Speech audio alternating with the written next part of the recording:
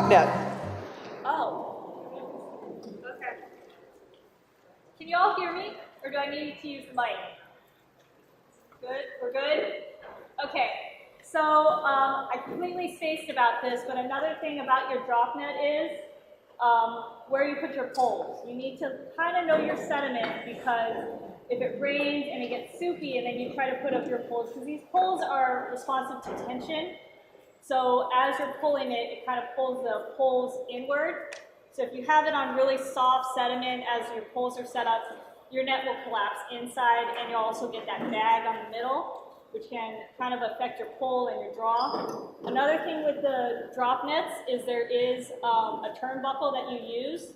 And so as you're pulling it, you want to keep your line nice and clean, because if you pull the net and you have a tangle, it'll get stuck. Your net won't fall all the way down and your birds will get away.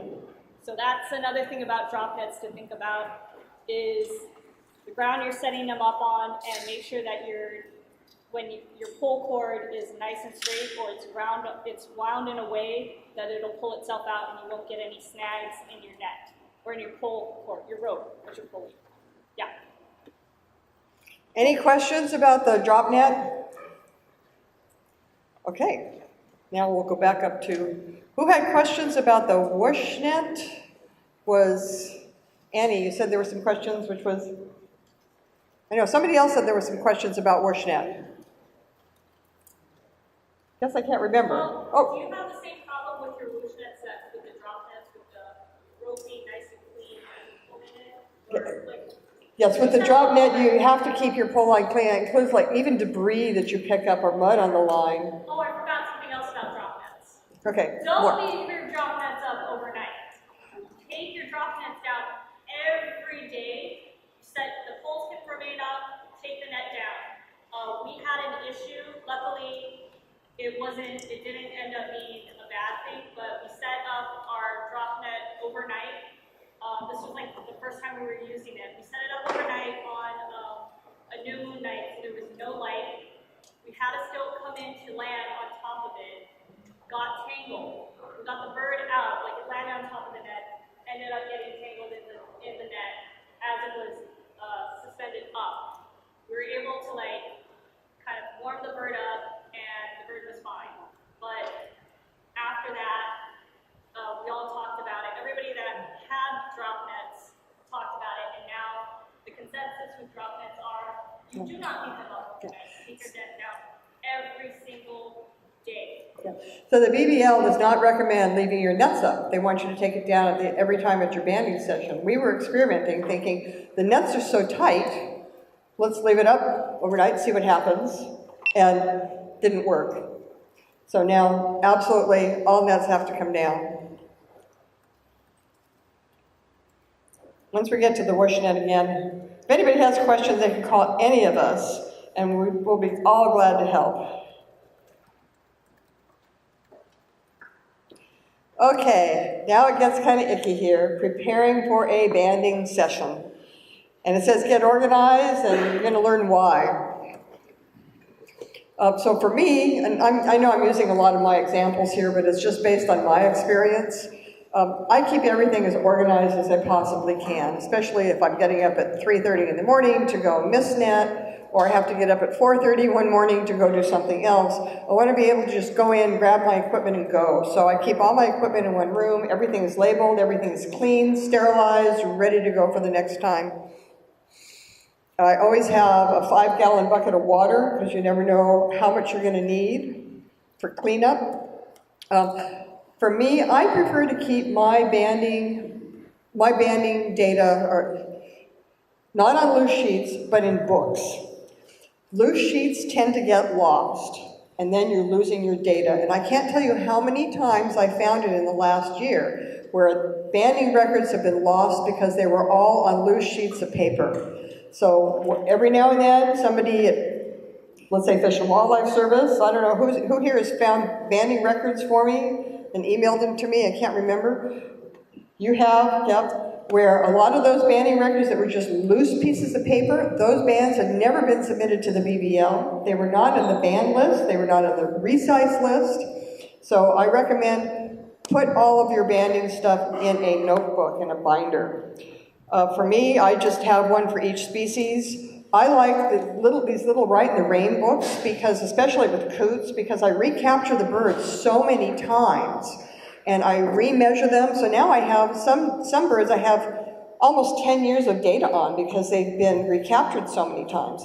I also write, when they're recovered, I write any injuries that I note in the book. But with these little books, you can keep adding pages and adding more pages. I have some coots that are 6, 7, 8 pages on both sides. The BBL requires, it's on your permit, that all of your traps be identified. So that includes your mist nets, your whoosh nets, your drop nets. Everything is supposed to have your contact information on it, so that if there's any questions by a walker by, they can look at that, at your ID, and they can contact you. So what I use is a dog tag. So I've made up like 25 dog tags, stainless steel, with my name, phone number, and my master bander permit on it. And I just hook them up to the bottom of for my mist net, I have a little bit different system. I have the embroidered, like military embroidered names thing, and I just Velcro it on so that the mist nets have my name and contact information. My walk-in traps have one of these hanging off the side. The swim-in traps have one of these. I even put it on some of my equipment boxes.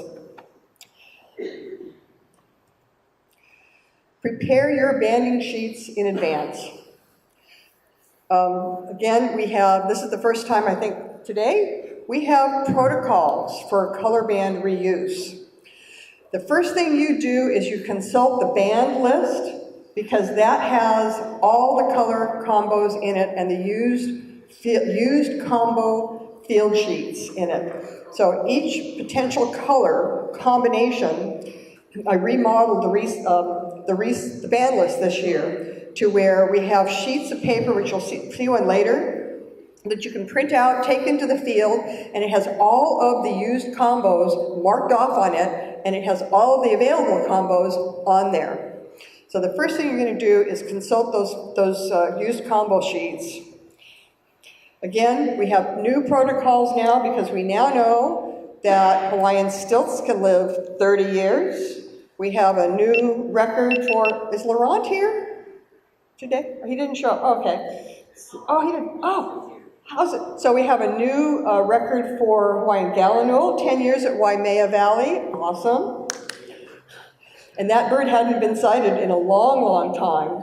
So we have now made the combo reuse for both coots and gallinule 20 years. That'll give us enough time in there, because sometimes they go away for years and then they come back. I've had collared coots come back after 5 or 6 years being gone, and they just show up again. They're there for a day and then they're gone again. Hawaiian stilt, 30 years. So we found the one stilt, the male, that was banded as an adult, and at last observation, he was a minimum of 30 years. So organize before you go out. And this is to mitigate accidental use of color combos. So each one of these little circles is a duplicate band. This top one up there, it was the same bander at the same site on the same day, 2 consecutive bands. He banded with the same combo. If that bander had been organized, this would have been 2 combos instead of 1 combo. The next one down was same combo, a different bander, but the same bander, same site, same day, just 4 bands apart. So that means that he didn't write down the combo of the first band and forgot about it, and then reuse that combo again. Okay, third one down, a week apart, same thing happened, but at 2 different locations, a week apart. One was at Kaneohe Marine Corps Air Station, and the other one was up at James Campbell. Next one down, 10 days apart, next one 6 weeks apart. So get organized before you go out, or you're going to have double bandings like this. And the problem with this is that your research then becomes trash. You cannot use any of those resites. So you've gone to all this effort to ban this bird, and essentially you've lost your data before you're even finished with your study. So for me, this is how I get over this. I know it's a little obsessive, you can all laugh, but I put in a little Ziploc baggie, everything that I need in sequential order. So each bag contains my blood work, a slide, bag that's all pre-labeled. The slide's pre-labeled with the band number on it. The bands are there, the flag is here. Everything's together in one bag. And I bring a book to read, I have an extra extension cord, I have 2 different glues normally, just in case one goes bad. Everything is ready to go. And then I keep these bags like that photo there, in sequential order, so that all I have to do is grab my box and go out the door, and everything is ready to go. I have my bird books in another box, grab it, we're out the door. Okay, so for me, I prefer to band alone or with one assistant. What I have found by looking at all of the data of almost, however many thousands of banding datas that we have in the band list, and the more people that are involved in a banding session, the more data is lost. So here are photos with Marty banding with an assistant, Charles banding with an assistant, Charles banding alone. I feel when I band alone, I'm 100% responsible for my data, and I can manage it all and know that I'm not going to lose it. But the second that you have somebody else doing another task, you start losing data. So here's an example of a well set up banding station on the mainland, and each person has their own task. Now, one key thing is to have only one person per banding session take notes. Don't switch out between birds, because you start getting things, the measurements are different, the note style is different, and you end up actually losing data again. So we established the banding protocols due to band-related injuries. And of course, these protocols, some of these came in effect in 2001, other ones earlier, and we really didn't know how long the birds lived until just 2012. And so now we have those long links again for the Hawaiian stilt, 30 years, and 20 for the other 2 species of water birds. So Hawaiian stilts were first banded in 1968 with a size 3A band that was recommended by the BBL. That's the band we went over earlier. But it wasn't until 1979, 10 years later, that the band was noted as being too small and causing leg constrictions. So Tim Burr at DOFA wrote to the BBL about the band size. He questioned it. And what ended up was that it was determined that the Hawaiian stilt is larger than the mainland blackneck stilt. And so the band size that was recommended by the BBL was designed for the blackneck stilt, not the Hawaiian stilt. And so at that time, right after that, they then started with the size 5. It was experimented with, which turned out to be a little bit too big. Okay, so here we go. From 1968 to 1992, 236 stilts were banded with size 3A. Now note that this is 1992, yet DOFA complained about the band size in 1979.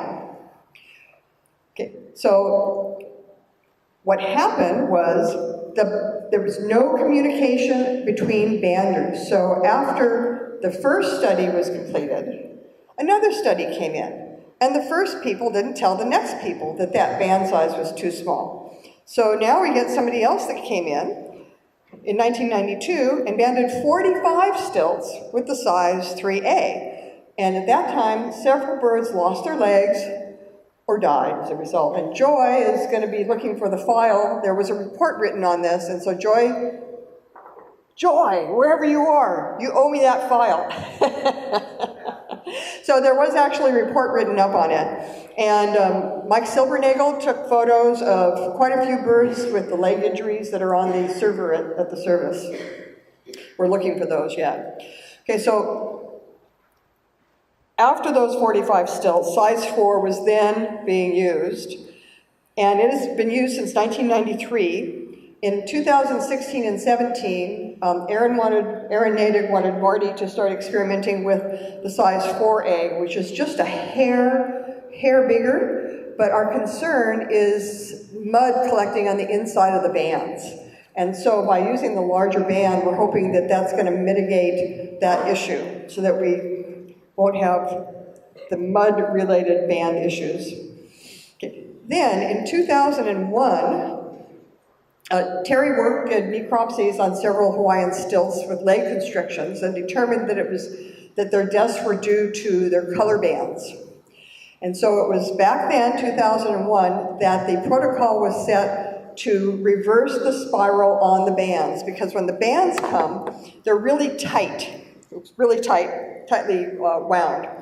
And so they tend to continue to shrink over time in the heat when the bird is wearing them. So now what happens is we reverse those spirals, and then we solder the bands closed to hold that shape. Now, by soldering them closed, it's not just melting the surface, you have to melt the two spirals totally together. Sometimes this will warp the band a little bit too much, and so you just snip off the band and apply a new one. You can always tell when a band the spiral has not been reversed, because we talked about this with the shamrock bands. The inner one is flat, is straight, and then the outer one is curved. So when the spiral is reversed, the curve is on the inside. Do not glue color bands. Glued bands can pop open, and there's also, if you get glue on the inside of the color band, sediment collects on it, and it can continue to build up and accumulate on that glue. And then you have leg constriction again. And remember, the study is always secondary. We're always looking at the health and welfare of these birds. So these right here are the 2 necropsy reports from Terry work. If anybody wants these, I can email it to you for if you're doing a study or something. I'm happy to email these to you. So here we have reversing the color bands, and you can see again the flat and the curved. It depends on the manufacturer, but usually it's AC Hughes that has those curves. And we're soldering. I have a gun in the back that I will look at later. We're soldering the Darvik color bands, and we're totally melting the bands together here. So for flags, we glue flags closed. They can't be soldered closed. But the flags are at least a little bit larger than a color band, and so if you get any glue on the inside, take it off. For me, I just normally put on a whole new flag because I don't want to take that risk on that bird's life. And then I have these little miniature clothespins that I use, and I clamp it shut for 10 minutes, giving the glue enough time to actually melt into the PVC. If you spend any less time, it doesn't melt in, and the flags will actually pop open. So I like to use the Lomi or the number 16 acrylic solvent cement. Do not use products such as Crazy Glue, because you can actually weld the band to the bird's leg. So studies last 3 to 4 years. Water birds are long-lived. So what happens to the banded birds after the study is complete? So, Marty, what was the first thing you learned at bird banding boot camp? And I wish there were a couple others that have attended, because they could all say it in unison. The first thing I learned, that once you catch the bird, you're putting its life at risk. Yep. So every time a band is applied to a bird, you are putting that bird's life at risk for like 30 years for a Hawaiian stilt. So you want to make sure that that band is applied properly. And you want to recapture any injured birds that you see. Even if you didn't band them, you want to recapture them. So this here is one of my birds. It was actually a mud-related issue. It was nesting season. He and his banded mate nested in just really very poor, muddy conditions. And both of them got mud stuck under their color bands. So I recaptured them both. And this is what he looked like. So you can see here, So these were both of his bands, and I have these bands on the back board over there, so you can see it doesn't take a lot of sediment that's accumulated on the band to constrict a leg. And you can see how the band, with the swelling, cut right down to the bone. The photo on the right is after, I think it was about 6 months in rehab. The bird was, the green band was replaced, he was not rebanded on that injured leg, and he was released. Sadly, while he was in rehab, his mate got struck by a car. Okay, so what happens with the leg injuries is a lot of them start out as metatarsal joint injuries. You know, I kind of attribute it to pilot error. You know how stilts fly in and their legs are dangling? Well, they hit things. I've seen it. I've seen them hit phone lines and trees, carry trees, fence, chain link fence. So I call it pilot error. But what happens is when that TMT joint swells, the skin on the surface expands, it starts to dry out, it gets really thick, and that adds to the leg constriction because that then gets caught under the color band as well. So here I have a bird on the left. This is a chick that hatched Christmas Day last year. He had a metatarsal joint injury, and he had flown into something. I ended up having to amputate a couple of toes. He's now out doing fine, but you can kind of see a little bit right there where the skin is starting to flake off. His swelling was not as bad as the bird on the right side here. Actually, the scales right here came from one of Marty's birds that I was rehabbing. So that's your little girl, Marty. Okay, so recall that I said, take a look at that coot that was a healthy coot with a collar. This death was totally preventable. Know your birds. So the first thing is, you can see here with the swelling in this upper right corner here, the bird had eaten something that got stuck in the collar, and food couldn't pass through, so the bird starved to death. But had the site been surveyed on a regular basis, had the people that were at this site realized that this bird was in distress, this bird should have been recaptured and never died. But this was ruled as an accident because we never knew that they would eat apple snails, which this one did.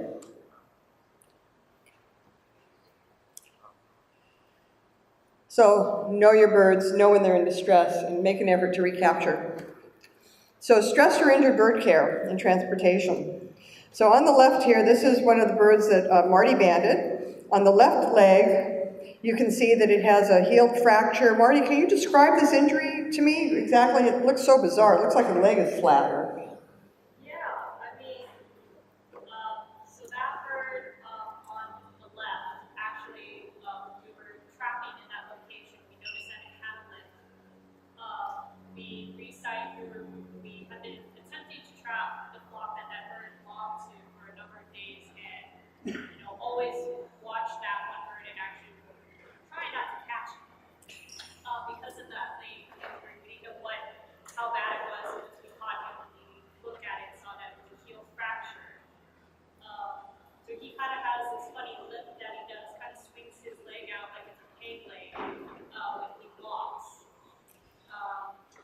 So when we caught him, he was determined to just band the one leg. That fracture on his leg is quite a distinguishing mark, and it doesn't need to be marked any other way. But since we had him, we did color band him, as well as put a transmitter on him as well. That one on the right was a bird that I found injured after catching her. I noticed she was in distress after catching her. Took her into a local vet in Hala, and they started to rehab her. I think you can explain exactly. Yeah, so what ended up happening is that she was a very grouchy bird. She kept biting the staff. And they had a tough time feeding her. So she was sent to me for long-term care, which took 8 months. We didn't know what her initial injury was, but after about the first month, it was definitely an entanglement issue. Over the 8 months, first I would amputate the tip of one toe because it went necrotic. It's kind of like, entanglement is kind of like frostbite. You don't know until sometimes weeks or months later that the digit is dying on you. So just as one toe would heal, then the next one would go necrotic. That toe tip was amputated. Then the next one, then the next one. So it took 8 months to get her to the point where she was released. And she was banded and released on Molokai. And I haven't seen her since the second day now, and I suspect that she's flown back to James Campbell. So this here is a good example of, again, don't be shy to make phone calls if you have a bird that's in distress. I believe this was the coot, Marty, that you called me on. It was distressed, and I think I said just put it in a cool, shady place. Oh no, this is a different one.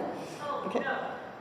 So that photo is actually a new harness technique we were testing out on the coots. So because they were slipping their harnesses, slipping out of their harnesses, so we actually tested a new harness technique for the coots. Put this one in that cage and just see how we move around with it. A lot of our coots were getting stressed out. They were trying to pull their harnesses off, and we wanted to make sure it didn't constrain the birds feel, as they're trying to adjust their harness, wasn't going to get caught or distress the birds. So that's why that bird is in. Okay, so this isn't one of the stress ones. I messed up on the photo. But this is one of the ways that you would care for a bird that's stressed. You just want to cool them down, calm them down until they're ready to be released. Okay, so before you go out in a field session, make sure you have a list of people that are both federally and state permitted to rehab any bird that you might encounter that might be injured and need to bring it. This here is Dr. Douglas Chang at the Aloha Animal Hospital. He does a lot of birds. He does have a federal permit to be able to handle them. Second you get a bird that's injured, stop your session. Annie, isn't that part of some of the permit requirements working with endangered? If you have injuries, you stop until everything is assessed? You stop your banding session until things are assessed, or do I have that wrong?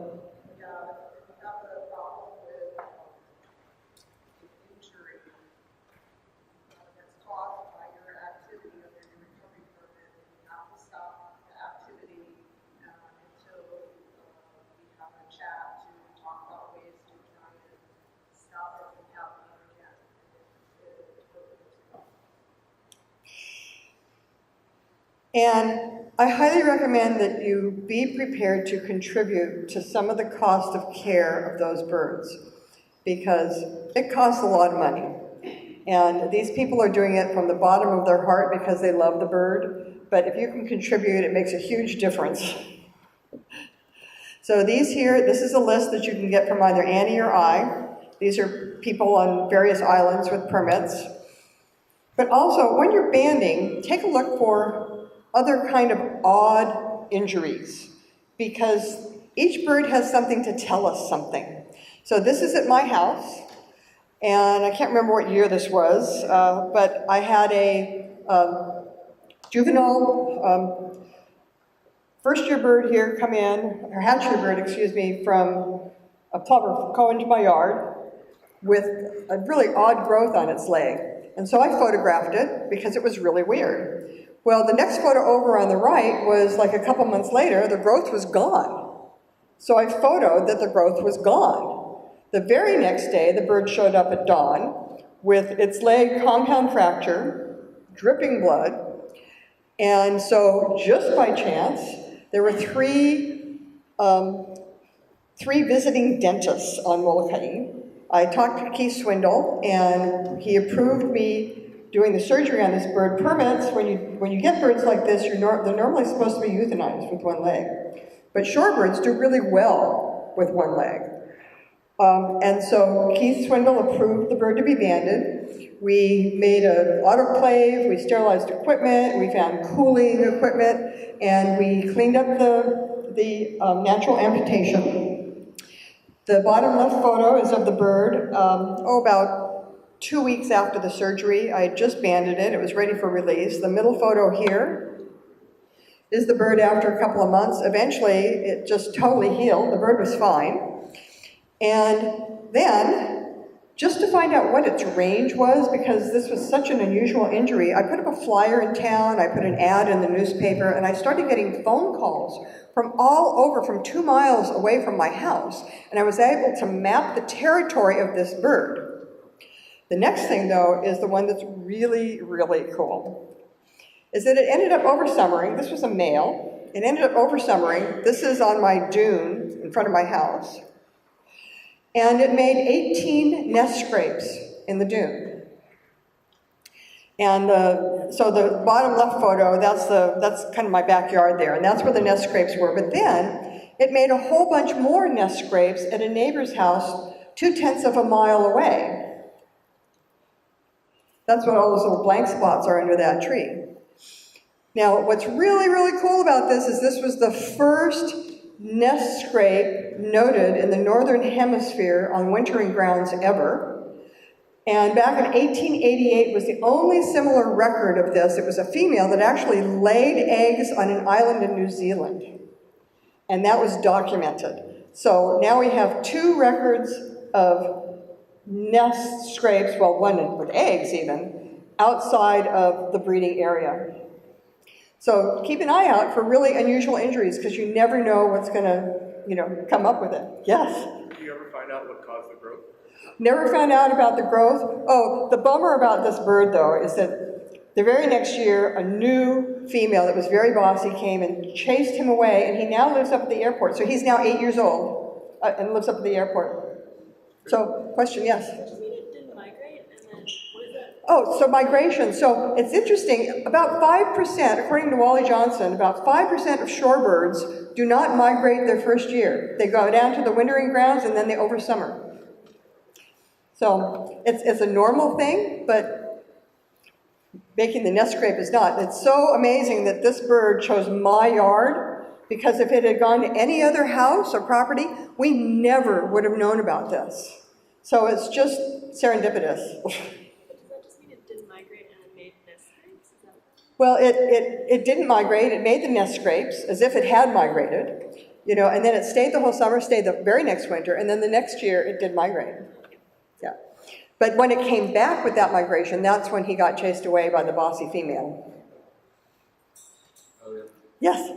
Go back a couple slides to the slide that has the list of The what? to the rehab list. Oh, the rehab list.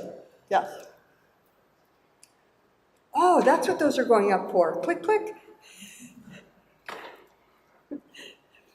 Okay, perfect. Thanks, Sam.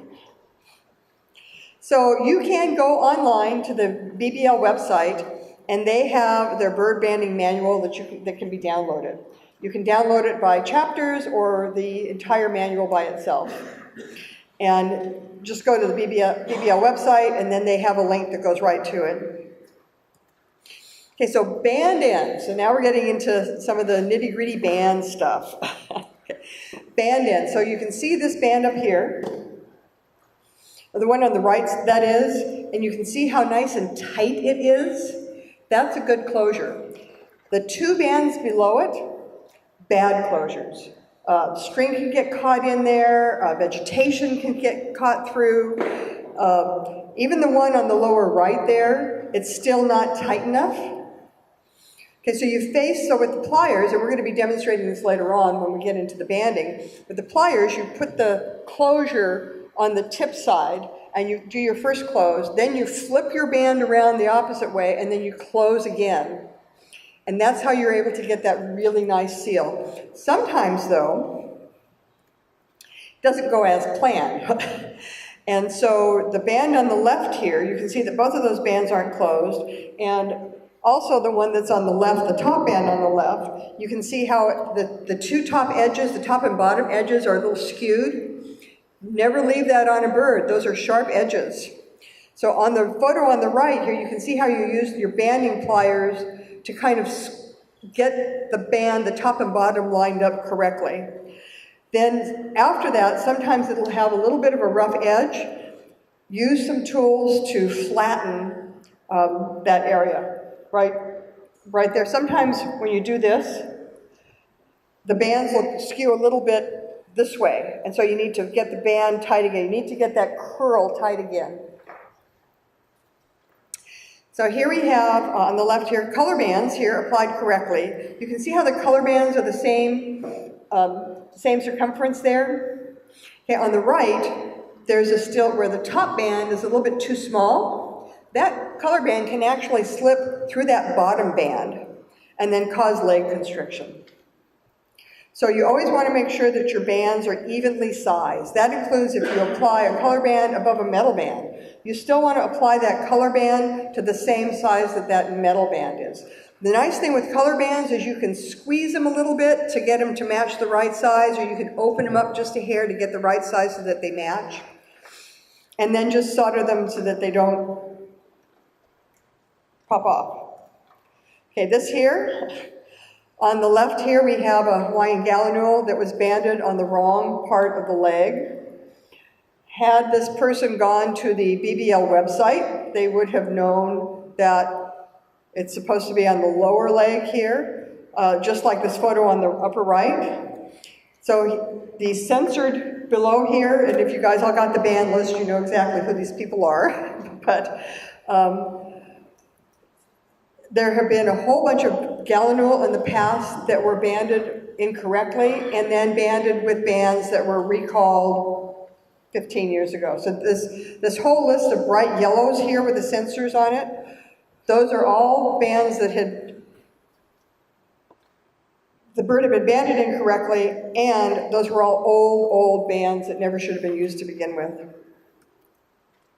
So when you recapture a bird, just maybe by accident, always clean its bands, because you never know, and note how much mud is accumulated under the bands, and note it in your banding book. You need to have a record of that, especially if in the future you have another band-related injury, or you need to document what has happened to that bird. And it could be band-related, it could be just getting in the mud like one of my stilts did, or those two did, but you need to document everything all the way up to the end of your study. So here, another thing, do not change your USGS band if you recapture a bird unless the band is really, really worn or it's causing injury to the bird. Keep that band number. Next thing is, if you are missing, never change color combinations. So there was one site here on Oahu where the color combos were changed several times, in and out, in and out. It took me a week just to rectify the data for one bird, because the color combos had been changed so many times, and I had to go back to the recites list, to the band list. Never change your colors. Unless, of course, the bird is missing a band.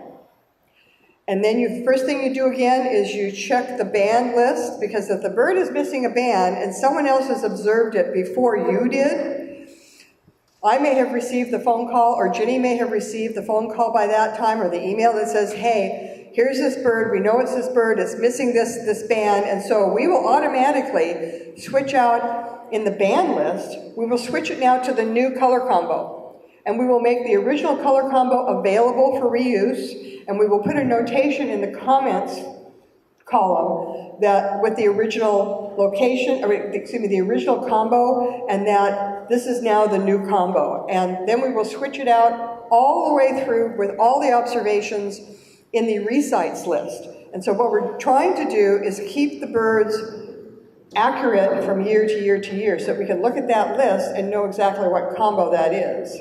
That was a really time-consuming process to get all of those switched-out combos, the combos when birds lost combos. It's now all rectified in both of those databases. So this here, the BBL allows you to apply bands upside down, but don't, because if you do, you will regret it. So this is one of my birds that had lost its leg. This was not a band-related injury. This was an impact injury, clean sever, but the bottom color band was missing. And I had applied the band upside down, so I was reading the BBL, website, and so I now know why you really don't want to do it, because here you are trying, with the scope, trying to read this little teeny tiny number on a metal band to figure out what bird it is. I was never able to figure out which bird this was because I couldn't get my head turned upside down to read the band that way. So measurements. For projects involving 2 or more banders, assign a specific measurement to one person for the entire project. Because what happens is, the more people you have involved in banding sessions, your data is not going to come out even. You're going to measure a tarsus. The measurement's going to vary from one person to the next to the next. So if you're trying to analyze all of your measurements, you're not going to be able to do it. So make sure that you have a single person throughout your study that measures only specific sites. So here I say 2 or more banders taking measurements results in inconsistent data. It's pretty self-explanatory. This right here, these are the wrong ways to measure a bill here. And a tarsus, wherever that was, tibia. This photo on the left, the bird's head is not controlled. If that bird just flicks its head for a second, those calipers can poke its eye out. Bird on the right, somebody is using really super rusty pliers. And I speak from experience, rusty pliers, when you compress the band, it's that second time when you move it around and you go to close it, those bands will stick to the rust on the pliers. And the only way to get the pliers off the bird's leg is to then kind of tilt the pliers, which you can injure your bird when you do that. So always use clean pliers. So here's an example on the right, clean pliers. And then here we have the proper way to control a head. I'm just going to go through a couple of the little tissue collection things here. This is the prick and capillary collection. It's a real easy methodology. Go for the vein, prick it, hold it, collect your blood. Next, here with the feathers, I like to pre-wash my hands and sanitize between each time I pluck. I have my bags all ready to go, place feathers in a bag. When you take new feathers, you got to take the whole feather. If you only want a feather tip, take it from an old feather, especially if you're doing like stable isotope testing. You don't want to leave a bird that you're banding with a broken new feather because you don't want it to lose waterproofing or anything else like that can happen to it. So if you break a feather, make sure you pluck it out. Tracking devices, we're just going to kind of go loosely over these. On the upper there we have satellite, we have radio tags, and yes, this coot at the bottom is taking a nap from my freezer. He's taking a break. I had to test the fit for a new radio collar. And I didn't want to do it on live bird, so. Here we have geolocators. Wally Johnson uses the one on the left. The one on the right is used by USGS and me for curlews. Post-banding follow-up. So after the workshop, it's probably going to be a couple weeks at least. I'm going to send out the recites form to all of you. And when you start getting recites in your projects, just keep entering them in the list. And this list is compatible with the recites list, the archiving list, and it's also compatible with Bandit. So if you want to list the recaptures or anything, but all your recites go in here. I frequently survey my wetlands, sometimes 5 days a week. After I've had a banding session, I will go day after day for a week, sometimes 2-3 weeks, to make sure that the birds are okay and are not in distress. And then at the end of every year, I just take out my loose pages in my field journal and I archive them all. Also, I put up flyers in town wherever I'm working so that people can cite the birds, and I have gotten phone calls with banded birds. Hey, there's 2 stilts in the parking lot of the variety store, or there's 4 stilts, or there's 2 stilts in the parking lot of the Senior Citizen Center, and they have bands on them, and they give me the names. So people just out and about will call with recites for your birds. As banders, we rely very heavily on recites by citizen science. not just the study. And so flyers like this make a huge difference. For me, and I can send this form to anybody, I also do a cheat sheet. In my field journal, I have all of the color combos for all of my banded stilts, so that if I'm in a wetland and I'm having trouble reading a band, and I can just barely see a color on the top or the bottom of the band edge, I can check in this cheat sheet here and go, oh wait, I don't have a bird that's that color, this is it. So something like this works really good. It's really efficient for resites. Okay, oops. Record keeping and data loss. So I like to call the band list the living scripture. It is the first place that you will always check before you go in a banding session. It has all known Hawaiian water birds from 1948 to 2017 that have been banded. That includes northern pintails, shovelers, green-winged teal, black-crowned night herons. It also has the name of all the master permit holders, the banders, their affiliations, everything that you need, and it has the used color combo field sheets in it. So why is the band list really important to people, especially using color bands? Is because it helps us determine the availability of certain color combos. So what Jenny and I are now going to be doing with the band list is every year, as a bird reaches the age of 30, its combo is made available again. If somebody calls us and says, hey, one of my birds lost all 3 bands, then we make that band combo available again. The resites list, awesome. Again, this includes all resites of banded birds in the Hawaiian Islands, includes birds that were banded in Canada, across the US, and we do get those here. Some of my pintails that I banded have flown back and forth to the mainland several times. Some of them, one thing that was pretty cool is I had a northern pintail and a green-winged teal that I had banded at Ohiapilo Pond on Molokai.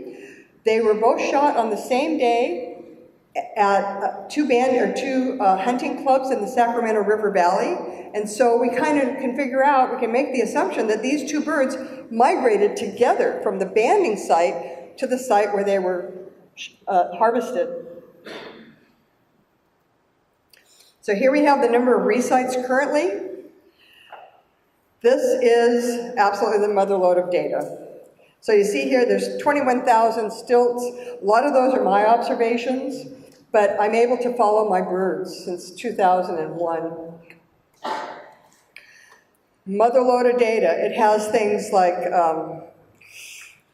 wetland conditions, hatch dates, tidal conditions.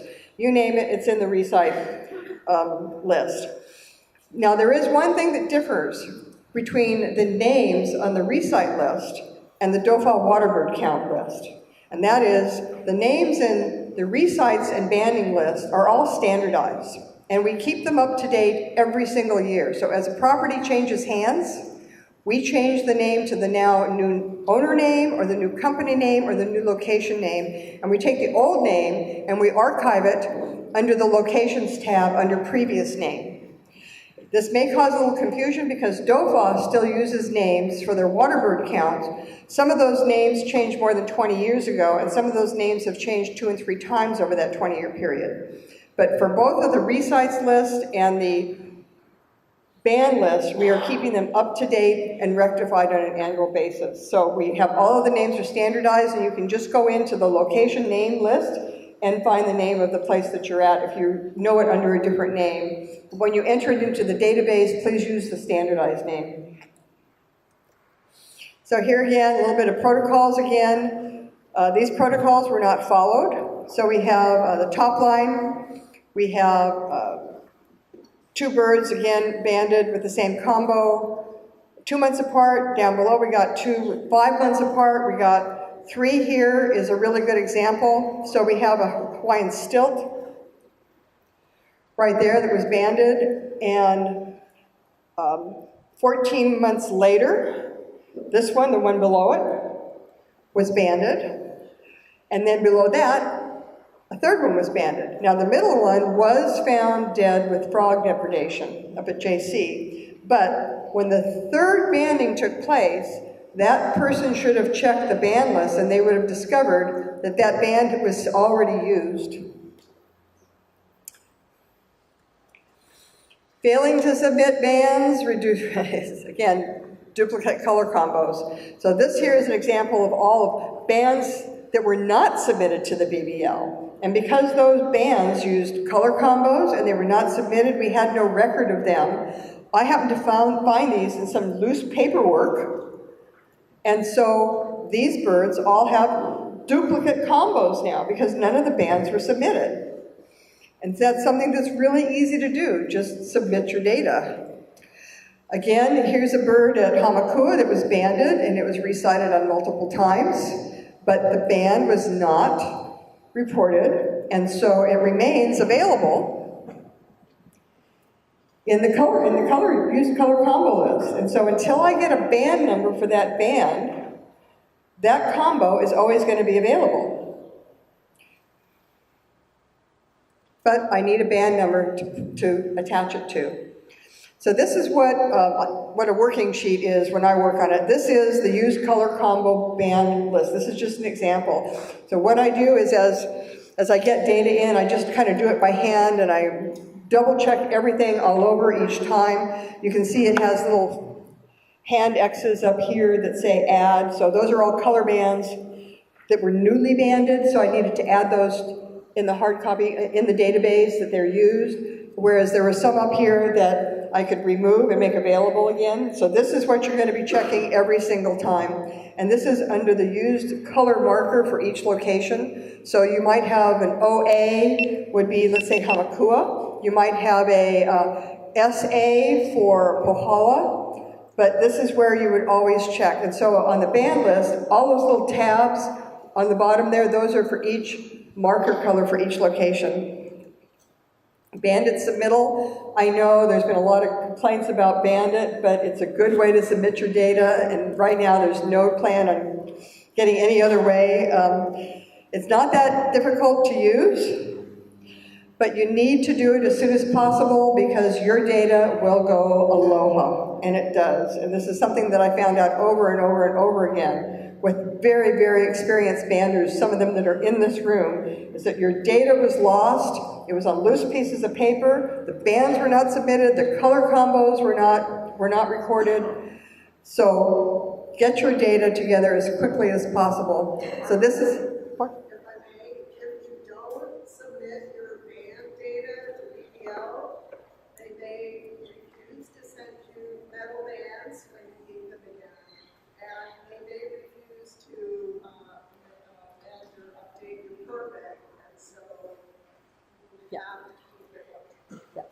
Yeah, you absolutely have to keep it up to date. And right now, the BBL, there is a permit in the Hawaiian Islands that is just about to be permanently yanked because there's been so many issues over many, many years of the bands not being submitted. So everybody, bring your data up to date. Part of the emphasis of this workshop is to submit your data because we want our banding to continue. We don't want people to lose their master permits, but our master permits are at risk if we don't submit our data.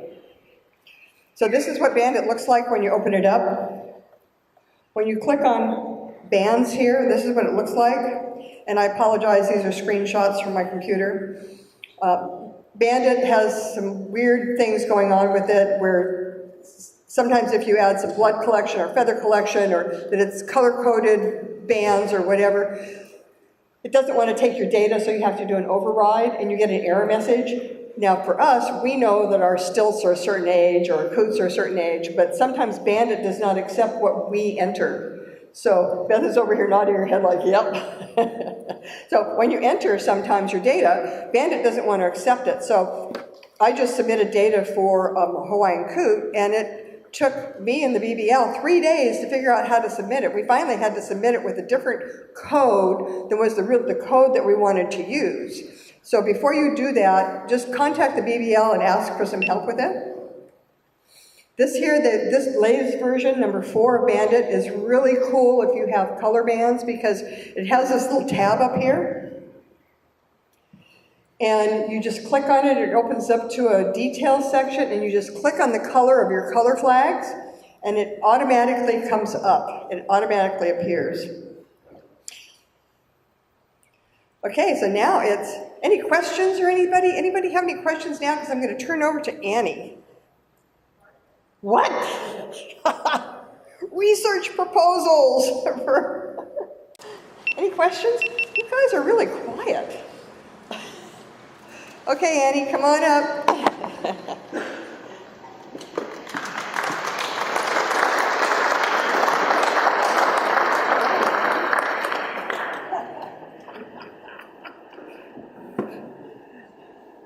Okay, we don't have any slides for this section, so you'll just have to listen.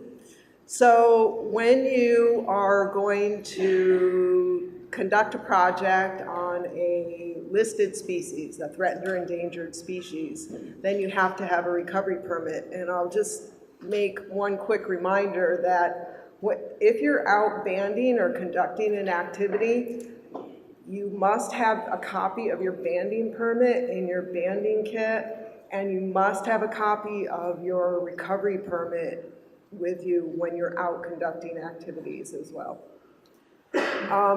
So when you submit, there's an application form that's online, or you can always contact me and I can get you a copy of it. There's it's about a 6-page application that you need to fill out in order to get a recovery permit. Now, we also have to have a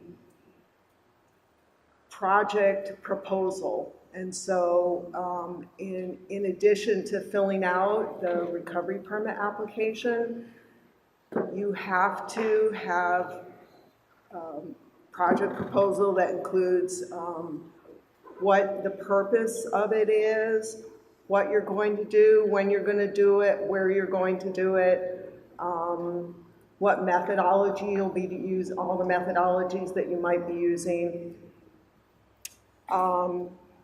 Don't forget that you should, if you are wanting to do something different, slightly different band, for example, we need to see some information from you that indicates that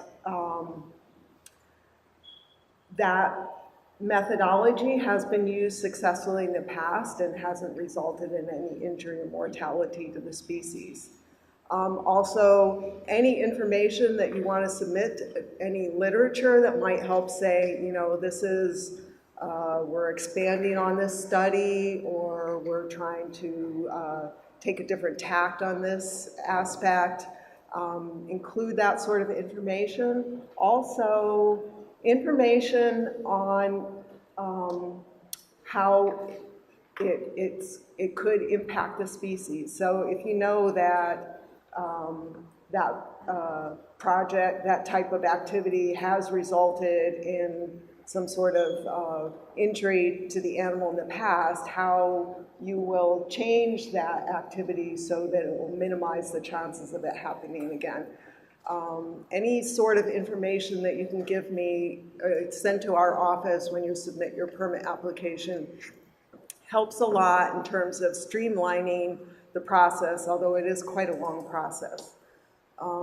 Once you submit the application, it goes to the Fish and Wildlife Service in the regional office, and then it has to go out for federal registry use so that there's this 30-day public review period.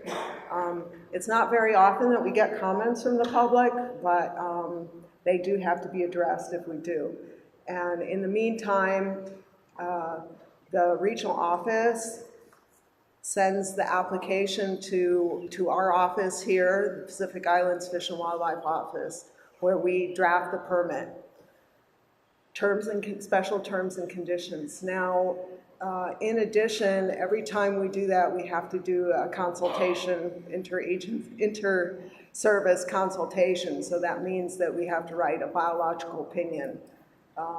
And all biological opinions have a date of 135 days to be finished. And so if you submit your project in February and you're hoping to do it in April, then it's pretty unlikely that you'll get a permit in time. So, you know, please feel free to call or to send an email anytime you have a question, or if you want to talk about some aspect that you're not sure of. You know, it's better to talk to us beforehand so that we have some idea of how we can help you make sure that you get the permit in time for your work.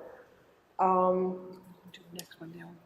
Yeah, also, Arleon she did have some slides for me. Also, how is it, this is a recovery permit, so how is the project going to help recover the species? Is an important aspect too. Here's information about the copies of previous research.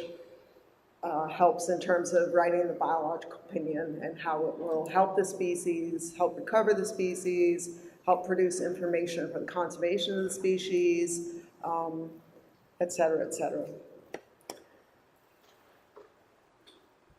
So we do know that anytime, as Arleon said, anytime you do catch a bird or bandit or take blood, there's a possibility of the injury. There just is. We have seen birds that have been caught in mist nets that have died, or a bush net. When I was in England working, we had a bird was killed, a goose was killed using a cannon net because it was too close to the front of the cannon net. So we do know that anytime you're trying to catch a bird, you could hurt it. So, you know, you just have to make sure that you're following proper protocols. You know, say that you're going to follow the banding protocols from the BBL or whatever. Just make sure that you incorporate that sort of information as well. That will help streamline the process also.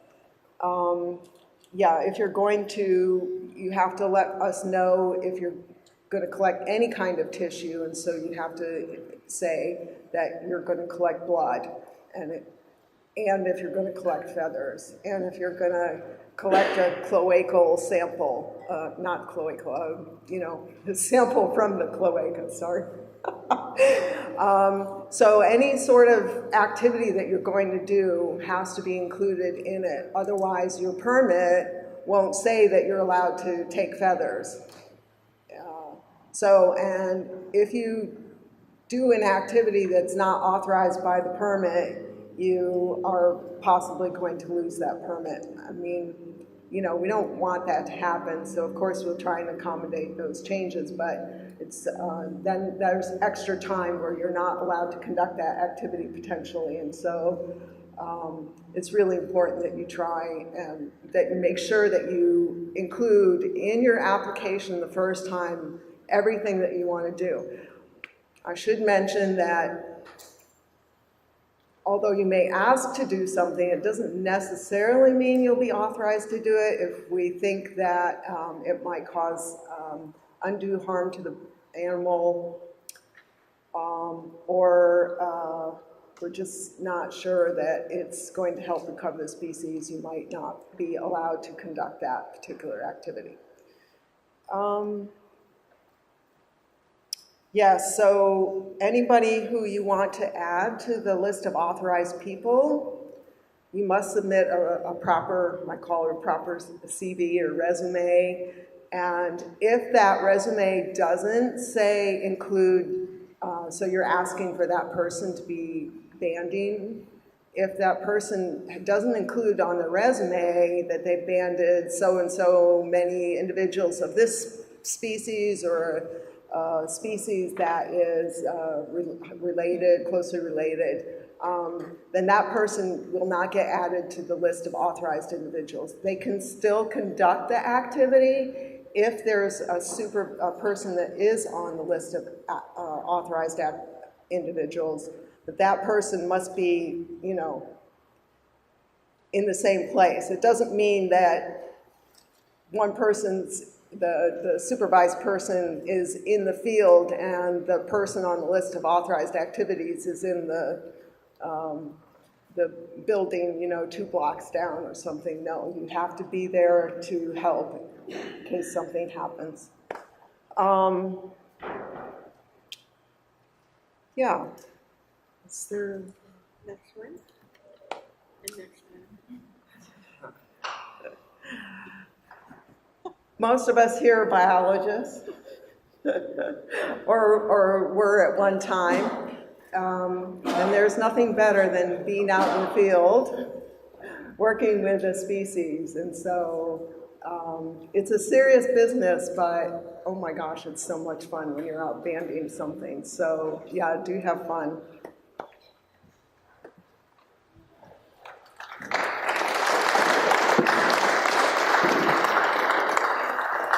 I had painted a mustache on Marty, but I didn't think she'd appreciate it. So always have fun when you're banding. It's just awesome to be out in the field. Sunrise is my favorite time.